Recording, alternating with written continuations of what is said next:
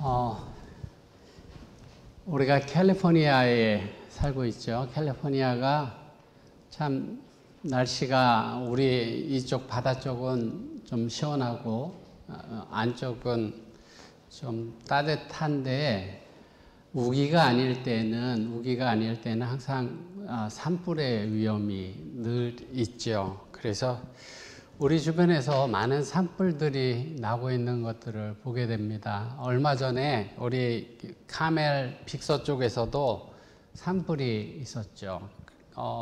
어떤 사진을 보니까 그 다리 있잖아요. 그 빅서 가는데 그 다리 주변까지 이렇게 불이 붙어 있는 그런 모습들이 있더라고요. 산타크루즈 우리 조금 위쪽에서도 산불이 크게 있어서 많은 나무들이 타고 집들도 많이 잃고 그랬죠. 그리고 매해 요세미티에 산불이 일어나고 있는 것들을 우리가 듣게 되고요. 북가주의 파라다이스에서는 굉장히 큰 불이 나서 온 마을을 사르는 그런 일이 있었습니다.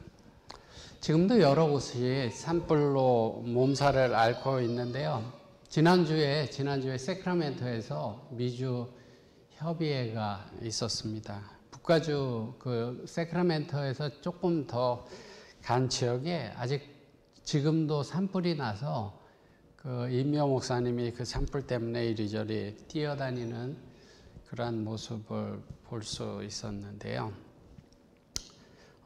저도 한국에 있을 때도 산불을 보고 경험하고 했지만 미국에 와서 더 많은 산불들의 뉴스를 듣는 것 같아요. 제가 속초에 있을 때 양양 그쪽에 굉장히 큰 불이 났습니다. 그래서 그쪽에 저희 교우님 집이 있어서 굉장히 위험하고 마음 졸이고 그렇게 했던 기억이 나는데요. 그 양양 쪽에 가면 다리가 거의 강이 내가 한 100m 가까이 되는 강이 있는데도 산불이 이쪽에서 저쪽으로 불이 넘어가서 저쪽에 불탈 정도로 그렇게 불이 굉장히 위험해요. 이렇게 바로 주변으로만 번지는 게 아니라 바람이 불 때면 굉장히 먼 곳까지 불씨를 가지고 가서 불을 나게 합니다. 불이 난 모습들을 보면 처참하고 그렇죠. 검게 그을린 나무들 그런 것들을 보게 되는데요. 우리가 좋은 곳에 있기 때문에 우리 주변에 세코야 파크라든지 요세미티라든지 그런 큰 나무들이 있는 파크이 그렇게 멀리 있지 않습니다. 우리가 가면 저런 나무들을 보게 되는데요. 굉장히 많은 나무들이 그 산불의 흔적을 가지고 있어요. 밑둥치가 거먹게 그슬린 나무들을 보게 됩니다. 어느 곳에 가든지 보게 됩니다. 하나님이 만드신 창조세계 천연계가 참으로 아름다운데 그 아름다운 것들이 조금씩 없어져가는 그런 모습들을 보면서 안타깝고 그 아름다운 나무들 주변에 그 타다만 나무들 그런 나무들 앙상한 나무들을 보게 돼요. 근데 제가 이렇게 가다가 그런 나무들을 보면 참 안타까워요. 그 밑부분은 꺼멓게 탔고 이파리는 누렇게 변해져 맨 위에 있는 이파리는 누렇게 변한 그 나무들을 보면서 저 나무들이 살까 이런 안타까운 마음이 있습니다. 그리고 그 나무들을 볼 때 제 마음속에서 그 나무들을 향한 저의 마음은 어떻게든 좀 살아나라, 이겨내라 그런 마음이 저희 마음속에 있는데요. 성경은 사람들을 나무에 비유할 때가 종종 있는데요. 스가랴 3장에서는 그슬린 나무라고 그렇게 묘사하고 있습니다. 3장에 있는 말씀 보겠습니다. 대제사장 여호수아는 여호와의 사자 앞에 섰고 사단은 그의 우편에 서서 그를 대적하는 것을 여호와께서 내게 보이시니라. 여호와께서 사단에게 이르시되 사단아 여호와가 너를 책망하노라. 예루살렘을 택한 여호와가 너를 책망하노라. 이는 불에서 꺼낸 그슬린 나무가 아니냐 하실 때 여호사가 더러운 옷을 입고 천사 앞에 섰는지라. 여호와께서 자기 앞에 선 자들에게 명하사 그 더러운 옷을 벗기라 하시고 또 여호수아에게 이르시되 내가 네 죄가를 제하여 버렸으니 내가 아름다운 옷을 입히리라 하시기로 내가 말하되 정한관을 그 머리에 씌우소서 하매 곧 정한관을 그 머리에 씌우며 옷을 입히고 여호와의 사자는 곁에 섰더라. 여러분들 만약에 사람을 나무로 비유한다고 했을 때 나를 나무로 비유한다면 신앙적으로요. 우리가 이 육체적으로 이런 게 아니고 신앙적인 나를 나무로 비유한다면 어떤 나무일까요? 나무들도 여러 종류들이 있어요. 그래서 어떤 나무들은 불에도 강하고 병충해에도 강한 나무들이 있고 어떤 나무는 굉장히 약한 나무들이 있어요. 연하고 약하고 병도 쉽게 들고 그런 나무들이 있습니다. 그리고 나무들이 어떤 나무는 애기나무들이 있고 어떤 나무들은 아주 기둥이 이렇게 두꺼운 든든한 나무들도 있죠. 오늘 우리의 신앙생활을 되돌아보면서 내가 나무라면 어떤 나무일까? 지금 현재의 나의 모습은 어떤 모습일까? 좀 생각해 봤으면 좋겠습니다. 스가랴라고 하는 책, 스가랴서는 소선지서죠. 말라기 바로 앞에 있는 책인데요. 소선지서 중에 분량이 굉장히 많은 책 중에 하나입니다. 14장, 14장이나 되는 꽤 많은 분량을 차지하고 있는 책인데요.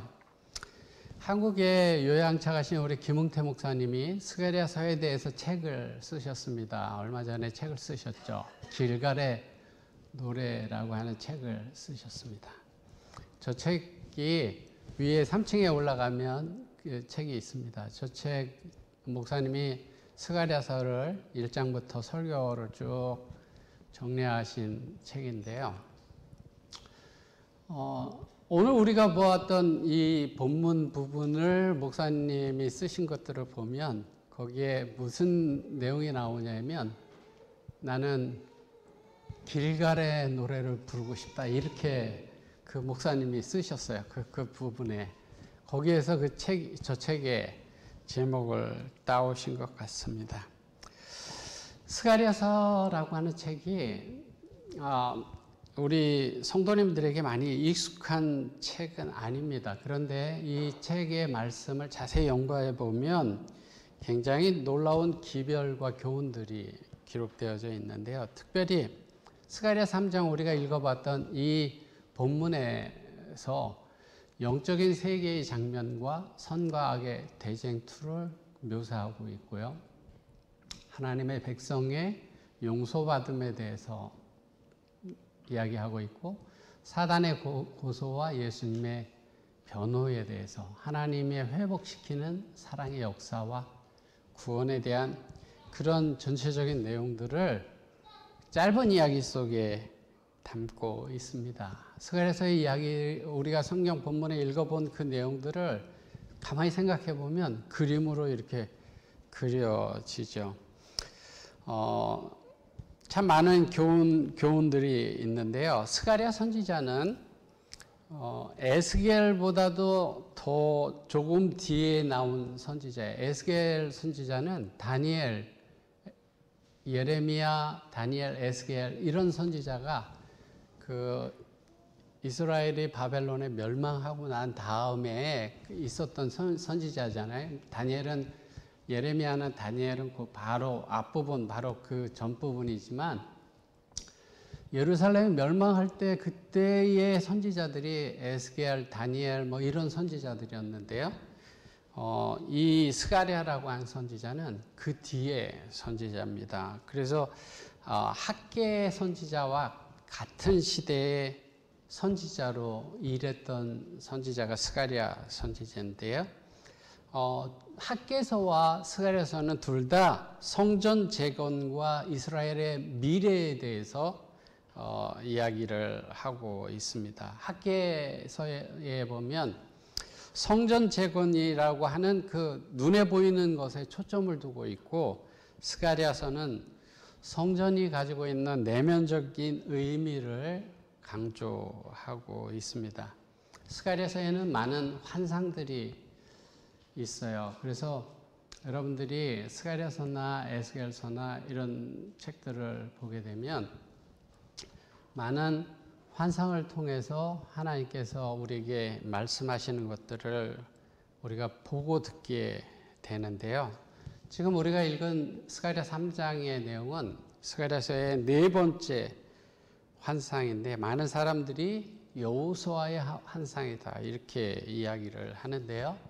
이 내용의 주인공은 여호수아가 아니라 예수님이십니다. 자, 1절, 2절 말씀을 다시 한번 같이 읽어볼까요? 시작. 대제사장 여호수아는 여호와의 사자 앞에 섰고 사단은 그의 우편에 서서 그를 대적하는 것을 여호와께서 내게 보이시니라. 여호와께서 사단에게 이르시되 사단아, 여호와가 너를 책망하노라. 예루살렘을 택한 여호와가 너를 책망하노라. 이는 불에서 꺼낸 그슬린 나무가 아니냐 하실 때. 여기에 여호수아라는 사람이 나오죠. 근데 그 목사님 쓰신 책에 보시면 이 여호수아라는 사람이 몇 사람이 성경에 있는지 말씀하고 있는데, 목사님의 그 책에 보시면 4사람의 여호수아가 있다고 그렇게 말씀합니다. 가장 유명한 여호수아는 모세 시대 때 모세의 뒤를 이었던 그 선지자, 지도자 여호수아죠. 그 요단강을 이스라엘 백성들과 데리고 건너갔던 사람이 여호수아였는데요. 여기에 나와 있는 여호수아는 이스라엘 백성들이 바벨론으로 포로로 잡혀가서 70년의 세월이 흐르고, 그 다음에 이스라엘 백성들이 스룹바벨의 지도하에 예루살렘으로 이스라엘로 다시 돌아오잖아요. 그때 돌아올 때 스룹바벨의 지도하에 돌아왔던 대제사장의 이름이 여호수아입니다. 그러니까 성경에 여호수아라는 이름의 두 번째로 유명한 사람이죠. 그러면 여기에 여호와의 사자 앞에 섰다 그랬잖아요. 여기 1절에 보면 여호수아는 여호와의 사자 앞에 섰고, 그러면 그림으로 그려보면 여호수아가 서 있는데, 제사장 여호수아가 서 있는데, 여호와의 사자는 어디에 있는 거예요? 여호수아의 뒤에 있는 거죠. 지금 여호와의 사자 앞에 지금 여호수아가 서 있으니까 여호와의 사자는 지금 뒤에 있는 거예요. 여호와의 사자는 누구를 말할까요? 예, 여호와의 사자는 예수 그리스도를 나타냅니다. 여기 출애굽기 3장 2절에 보시면 여호와의 사자가 떨기나무 불꽃 가운데서 나타나니라. 구약에 보면 여호와의 사자라는 단어를 굉장히 많이 사용하고 있습니다. 근데 이 여호와의 사자, 우리 교회 주석입니다. 여호와의 사자는 여호와 자신, 곧 신성의 둘째 분임을 문맥이 확실히 해준다. 누구라는 거예요? 예수님이라는 거죠. 예수님이라는 것입니다. 여호수아가, 대제사장 여호수아가 서 있고 예수님 앞에 서 있는 거예요. 예수님이 제 뒤에, 여호수아 뒤에 서 있는 것입니다. 여기에 있는 대제사장 여호수아는 이스라엘 백성을 대표하고 모든 시대를 살아가고 있는 하나님의 백성을 대표합니다. 그러니까 여기에 있는 여호수아는 우리 개개인들을 이야기하고 있는 것일 수 있다라고 하는 것이에요. 여호와의 사자 예수님은 여호수아를 변호하고 여호수아의 옷을 바꾸어 입히십니다. 더러운 옷을 벗기고 의의 옷으로 바꾸어 입혀주시는데요. 사단은 어디에 있다 그랬어요? 사단은 그의 우편에 서서 그를 대적하는 것을 여호와께서 내게 보이셨다. 지금 여호수아가 서 있는데 예수님이 뒤에 계시고 사단이 오른쪽에서 대적한다. 그렇게 성경은 말씀하고 있습니다. 사단의 역할이 하나님의 백성을 대적하고 참소하는 것이죠. 그래서 성경은 요한계시록에 사단이라고도 하는 온 천하를 깨는 자라. 그 사단은 형제들을 참소하던 자, 곧 하나님 앞에서 밤낮 참소하던 자다. 그렇게 말씀합니다. 사단은 하나님의 백성들을 밤낮 참소하는 사람, 존재다. 이렇게 이야기를 하고 있는데요. 언제부터 그랬는가? 실물교훈에는 사단은 참소하는 일을 어디에서부터 시작했다고요? 하늘에서부터 시작했다. 예. 역사의 종말이 가까울수록 그는 더욱 열심히 행할 것이다. 그 일을, 참소하는 일을 역사의 종말에 살아가는 사람들에게는 더 열심히 할 것이다. 그리고 그가 사람들만 참소하는 것이 아니라 저기 보면 사단은 하나님을 참소하고 정죄하는 동시에 하나님의 사업을 성취하기 위하여 애쓰는 사람들을 참소하고 공박하려고 한다. 사단은 하나님을 참소하고 사람을 참소한다. 하늘에서부터 계속해서 그러는데 세상 종말에 이를 때면 종말에 사는 사람들에게는 더 열심히 그렇게 한다. 저기 참소하고 공박한다라는 단어가 저도 무슨 뜻인지 잘 모르겠더라고요. 그래서 찾아봤더니 남의 잘못을 세차게 따지고 공격하다. 남의 잘못을 세차게 따지고 공격하다라는 뜻인데요. 그렇게 한다는 것이에요. 사단이 어떻게 참소하는가 하면요. 하나님의 자녀들을 참소하는데 재상을 할 수 있는 대로 과장해서 그들이 구원받을 가능성이 전혀 없다. 그렇게 주장한다는 거예요. 우리가 이 땅에 살면서 잘못을 하지 않아요? 죄를 짓기도 하고 실수하기도 하잖아요. 근데 그거를 아주 크게 부풀려서 그렇게 이야기를 한다는 거예요. 사람들 중에도 때로는 어떤 일을 굉장히 크게 부풀려가고 하는 경우도 있죠. 사단이 그렇게 한다고 이야기를 합니다. 욥에게도 그렇게 사단이 참소했죠. 욥이 이렇게 하나님 말씀 잘 듣는 것은 욥이 신앙심이 깊어서가 아니라 하나님이 욥을 축복을 많이 해줘서입니다. 욥에게 축복을 걷어가시면 욥이 하나님을 저주하고 그런 모습들을 보게 될 겁니다. 참소하는 그런 모습들을 보게 되는데요. 사단은 실수하는 사람들뿐만 아니라 믿음 가운데서 신실히 서 있는 사람들도 참소합니다. 계속해서 끊임없이 공격하고 넘어뜨리려고 하는데요. 그러한 일들을 오늘날에도 계속해서 하고 있다라고 하는 사실이에요. 그렇게 참소하는 사단을 여호와께서 사단을 책망한다라고 2절에 그렇게 말씀합니다. 사단의 참소는 우리가 조그만 죄를 지더라도 그것을 굉장히 부풀려서 엄청 큰 것처럼 해서 너무 부끄러워서 하나님 앞에 서지 못하게 느끼도록 그렇게 사단이 참소하고 있는데, 그럼에도 불구하고 우리가 하나님 앞에 설 수 있는 것은 하나님께서 사단을 책망하시기 때문이에요. 그리고 우리를 변호해 주시기 때문입니다. 예수님이 변호사다라는 말씀이 성경에 있나요? 성경에 있을까요? 한번 같이 읽어볼까요? 요한일서 2장 1절 말씀 같이 읽어보겠습니다. 나의 자녀들아, 내가 이것을 너희에게 쓰면 너희로 죄를 범치 않게 하려 함이라.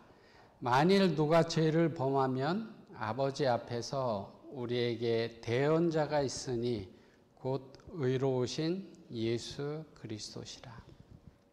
우리에게 누가 있다고 말씀하고 있어요? 대언자가 있다 그랬죠. 대언자. 대언자는 누구라고요? 예수님이다. 대언자라는 말을 원어로 찾아보면 이렇게 써져 있어요. 이렇게 써져 있습니다. 파라클레토스. 번역하면 돕는 자, 중재자, 변호자, 위한 자. 그렇게 쓰여져 있는데 돕는 자, 중재자, 변호자, 위한 자를 의미하며 개역 한글편에서는 보혜사, 대언자라고 번역되었다. 자, 대언자라는 말을 바꿔 말하면 변호사 이렇게 이야기할 수 있는 거예요. 우리에게는 변호사가 있는데 누구라고요? 예수 그리스도다. 사단은 우리를 이 사람 죄 많습니다 하고 고소하고 예수님이 우리를 변호해 주신다라고 하는 사실이에요. 스가랴 3장에 사람 여호수아를 어떤 것으로 묘사했는가 하면 그슬린 나무로 묘사했잖아요. 그슬린 나무로 묘사했는데 까맣게 그슬린 나무를 여러분들도 다 봤을 거예요. 요세미티나 이런 데 다니시다가 다 봤을 것 같은데요. 그 안에 까맣게 그슬린 그 나무 그 안에 타지 않은 부분이 있죠. 타지 않은 부분이 있습니다. 아직 살아있는 부분이 있습니다. 사단은 까맣게 탄 부분을 바라보면서 이 나무는 탄 나무입니다. 이 나무는 버릴 수밖에 없는 나무입니다. 이렇게 이야기를 하는데 예수님은 무엇을 변호하는가 하면 그 탄 나무 안에 있는 작은 생명을 가지고 이 나무 죽은 나무 아닙니다. 이 나무 살아날 나무입니다. 그렇게 변호하시죠. 하나님은 우리의 겉모습이 아니라 우리 속에 미래에 변화될 우리를 바라보신다라고 하는 사실을. 사단은 지금의 나를 바라보고 고소하지만 하나님은 미래의 나, 변화될 나를 바라보시면서 변화하신다라고 하는 사실이에요. 현재만 예수님께서 보시는 분이었다면 우리가 소망이 없고요. 당시에 예수님의 제자들도 소망이 없는 사람들이었어요. 우리만 그슬린 나무가 아니라 예수님의 제자들도 그슬린 나무와 같은 사람들이었습니다. 제자들에 대해서 성경은 이렇게 이야기를 합니다. 믿기를 더디하고 높고자 하는 마음이 많고 말씀을 듣기는 들어도 깨닫기를 더디하던 사람들, 그 사람들이요 예수님의 제자들이었어요. 그 현재의 모습은 못났고 부족하지만 예수님은 그 넘어 변화될 미래의 그들을 바라보십니다. 오늘 우리의 모습도 마찬가지예요. 오늘 우리가 우리 오늘 과정 공부 그 차집사님 공부하실 때 다 같이 잘 공부했죠. 성령의 음성을 듣고 세미한 음성을 듣고 내가 항상 순종하면서 살아가지 못하는 것을 우리가 다 고백할 수밖에 없죠. 우리 자신을 바라보면 실망스러운 부분들이 많음을 우리가 고백할 수밖에 없지만 하나님은 우리의 그슬린 나무 밑둥치 안에 힘들지만 그 다시 살아날 그 모습을 보고 계시다라고 하는 사실을 우리가 기억한다면 우리가 좌절하거나 실망할 필요가 없다라고 하는 사실입니다. 하나님이 예수님이 우리를 변호한다면 우리가 안심될까요? 어떤 어려운 가운데 사단의 고소에 대해서도 안심될까요? 예수님이 변호한다면? 예, 성경에 로마서 8장에는 이렇게 이야기를 합니다. 만일 하나님이 우리를 위하시면 누가 우리를 대적하려? 누가 감히 하나님의 택하신 자를 송사하려? 어렵다고 이렇게 하신 분은 하나님이신데 누가 정죄하려? 할 수 없다. 그렇게 이야기를 합니다. 3장 2절에 우리를 불에서 꺼낸 그슬린 나무가 아니냐 이렇게 말씀했는데요. 여기 이제 이 여호수아는 이스라엘 백성들 전체를 대표하고 또 오늘날 우리를 대표하기는 하지만 그 스가랴서에서 이야기하고 있는 저 대제사장, 그때 당시에 대제사장 여호수아겠죠. 그 사람은 바벨론이라고 하는 불구덩이에서 건짐을 받고 고국에 귀환한 사람이에요. 그래서 하나님께서 건져내시지 않았다면 바벨론에서 그냥 타버리고 없어질 그런 존재였지만 불에서 꺼낸 그슬린 나무다 이렇게 말씀합니다. 불에서 타서 그냥 재가 되고 말 수밖에 없었지만 거기서 꺼냈다 이렇게 말씀합니다. 우리라고 하는 사람들은 다 죽을 수밖에 없는 그런 존재지만 하나님께서 꺼냈기 때문에 그슬린 나무로 살아날 수 있는 소망을 가진 사람들이 됐다라고 하는 사실이에요. 하나님이 우리를 꺼내기 위해서, 건져내시기 위해서 예수님은 보배로운 피를 우리를 위해서 흘려 주셨고 그 피를 믿는 사람들을 하나님은 의롭다고 그렇게 하십니다. 우리가 불에서 꺼내진 것은 우리의 모습이 흉측스러울지 모르지만 우리의 모습이 자랑스럽지 않게 느껴질지 모르지만 우리가 지금 불에서 꺼내진 것은 하나님의 은혜고 또 살아날 소망을 가지고 있다라고 하는 사실이에요. 여기 나무들 보면 참 아름답죠. 저 든든한 나무, 아름다운 나무. 저 나무들이 불에 타다가 타지 않고 밑둥치가 시커멓게 탄 나무들을 보게 되는데요. 저 나무들이 다 타버리지 않을 수 있었던 것들은 아마도 소방대원들의 수고들이 있었을 거예요. 그죠? 산불이 나면 소방대원들이 가서 그 산불을 끄잖아요. 근데 끄는데 그 뉴스에 들어보면 많은 소방대원들이 저 화재를 진압하다가 희생되기도 하고 그렇습니다. 만약에 저 사람들이 수고하지 않았다면 더 많은 나무들이 까맣게 타버렸을 것입니다.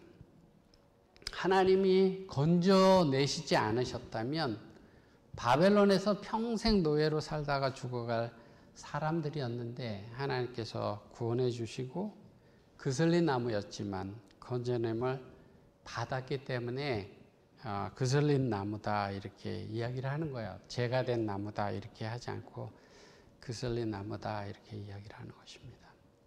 사단의 참사에도 불구하고 주님이 우리를 아주 죽어 없어질 거기에서 건져내신 존재다라고 하는 사실을 여러분들이 믿게 되기를 바랍니다. 이 나무를 보면서 느낀 생각들은 뭐냐면 너무나 가치 없다 이런 게 아니라 너무나 소중하고 너무나 안타깝다. 그 기둥은 검게 그슬렀고 아래쪽은 누렇게 죽어가는 그 나무들을 보면서 참 우리 마음속에 저 나무는 이제 베고 새로운 나무가 자라야 돼 이런 생각보다는 어떤 생각이 들어요? 다시 튼튼하게 살아나라 일어나라 이런 마음이 들지요. 우리를 향한 하나님의 마음이 어떤 마음일까를 좀 생각해 보면요. 우리가 만약에 믿음 안에 건강하고 신앙에 흔들리지 않는 그러한 삶을 살아서 아주 건강하고 튼튼한 나무 같은 존재라고 한다면 하나님께서 그런 존재를 아끼고 사랑하겠지만 우리가 또 불에 타서 다 시들시들 말라가는 그런 존재라고 한다면 하나님께서 이 나무는 베고 이제 다른 나무를 해야 되겠다 이런 마음을 가지실까? 그러시지 않을 것 같아요. 우리가 부모님들이 자녀들이 여럿 있을 때 그 중에 그 아픈 자녀 또는 더 못 사는 자녀 그런 자녀들에게 마음이 가는 것처럼 하나님께서 우리의 연약함 때문에 우리를 더 안타까워하시고 사랑의 마음으로 우리를 바라보시고 또 굳게 서기를 원하신다라고 하는 사실들을 우리가 기억한다면 우리가 절망하거나 그렇게 하지 아니하고 희망을 가지고 우리의 모습이 어떠하든지 살아갈 수 있을 거라고 생각되어집니다. 예수님은 우리가 매일매일의 삶이 죄 가운데 혹시 살아가고 있다 하더라도 하나님의 자녀로 접붙여 있는 한 결코 우리가 다 없어지는 일은 없게 하실 것입니다. 성경에 이렇게 말씀하고 있는데요. 주의 백성의 죄악을 사하시며 모든 죄를 덮으셨다. 죄악을 발로 밟으시며 죄를 깊은 바다에 던지셨다. 그렇게 말씀합니다. 스가랴서의 3장 3절 4절에 보면 더러운 옷을 벗기고 새로운 옷을 입히라고 말씀하죠. 그러면서 내 죄가가 제하여 버려졌다. 그렇게 말씀합니다. 여호사는 더러운 옷을 입고 있었는데요.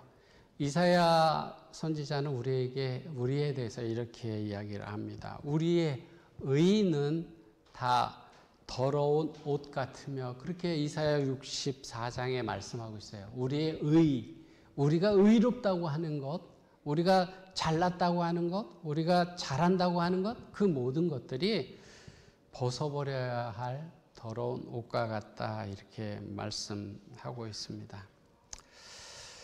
그 더러운 옷을 예수님께서 예수의 피로 우리의 모든 죄에서 깨끗하게 그 아들 예수의 피가 우리를 모든 죄에서 깨끗하게 하실 거라고 말씀했습니다. 십자가 앞에 나올 때 그 예수님의 피는 우리를 깨끗하게 하고 우리의 더러운 옷을 벗기고 아름다운 옷을 입혀주시는 거예요. 우리의 의로 우리가 옷을 입는 것이 아니고 우리가 행하는 이 땅에서 행하는 모든 의로운 것들은 하나님 보시기에 다 더러운 옷과 같은데 우리가 예수 그리스도의 피를 믿을 때 예수님께서 우리를 더러운 옷을 벗겨주시고 의로운 옷으로 입혀주신다 그렇게 말씀하고 있습니다. 하나님을 통해서만 의로워질 수 있다라고 하는 사실이에요. 우리가 예수님을 우리 구주로 받아들일 때 의로워질 수 있다 그렇게 말씀합니다. 우리 목사님이 쓰신 책에 이렇게 말씀하고 있어요. 여호와의 사자는 대제사장 여호사의 불결을 탓하지 않으신다. 예수님은 우리의 불결을 탓하지 않으신다. 네 꼬락서니가 무엇이냐고 묻지 않으신다. 다만 한마디 그의 더러운 옷을 벗기고 세마포 옷을 입히라고 하신다. 오 얼마나 놀라운 사랑인가. 얼마나 감당치 못할 은총인가.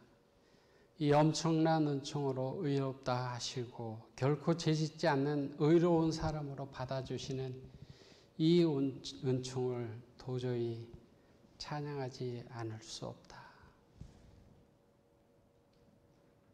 우리의 모습이 어떠하든지 우리의 옷을 벗기시고 새로운 옷을 입히시고 의롭다 하시는 그 하나님의 사랑을 찬양하지 않을 수 없다고 목사님께서 말씀하시는데요.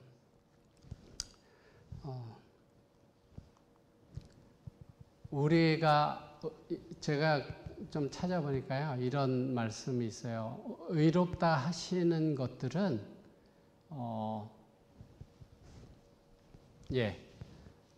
하나님의 나라에 들어갈 수 있는 증거고 우리가 거룩하게 되어져 가는 것은 하나님 나라에 살 수 있는 적합성이다 그렇게 말씀하고 있습니다.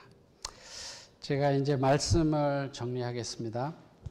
3장 5절에 정언관을 머리에 씌우시고 옷을 입히고 여호와의 사자들 곁에 섰다 그랬는데요.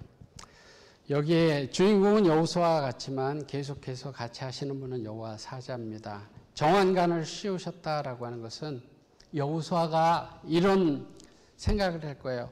내가 이스라엘 백성들을 대표할 수 있을까? 이런 생각을 가질 때 그에게 관을 씌워주십니다. 그 관에는 여호와께 선결이라는 글이 새겨져 있는 것인데요. 네가 범죄하였을지라도 네가 약할지라도 하나님의 성소에서 봉사할 자격이 있다라고 하는 그런 의미예요. 네가 연약할지라도 그렇게 할 수 있다라고 하는 것입니다. 제가 말씀을 마치려고 합니다.